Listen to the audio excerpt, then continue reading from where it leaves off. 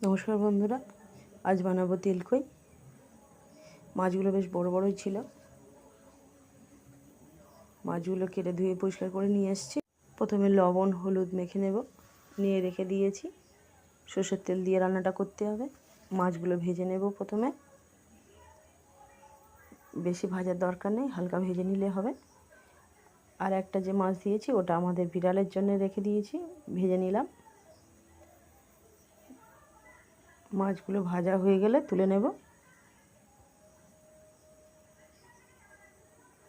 ভাজা হয়ে গেছে, তুলে নিয়েছি।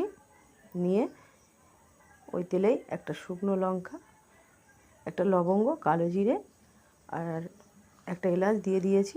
তারপর পেঁয়াজ রসুন বাটা দিয়ে দিয়েছি। একটু ভেজে নেওয়ার পরে টমেটো দিয়ে দিলাম, দিয়ে লবণ দিয়ে দিলাম। এবারে হলুদ গুঁড়ো দেব, লঙ্কার গুঁড়ো দেব। শুকনো লঙ্কা বেটে দিলে রঙটা আরও ভালো হবে। আমি বাটার সময় পাইনি বলে দেওয়া হয়নি। ভেজে নেওয়ার পরে জিরে আদা আর পোস্ত বাটা একসঙ্গে বেটে নিয়েছিলাম, সেটা দিয়ে দিলাম। দিয়ে ভালো করে কষিয়ে নেব। তেল ছেড়ে দিয়েছে মশলা থেকে, আর একটু কষিয়ে নেব। নিয়ে এবারে জল ঢেলে দেব।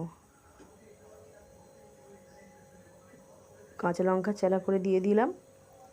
ঝোল ফুটে উঠেছে, মাছগুলো দিয়ে দেব। দিয়ে চাপা দিয়ে রেখেছিলাম,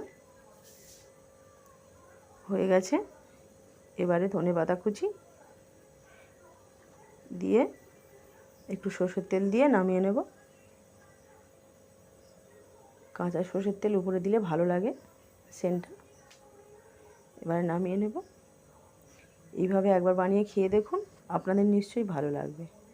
আর ভালো লাগলে লাইক করবেন, অবশ্যই কমেন্ট করে জানাবেন।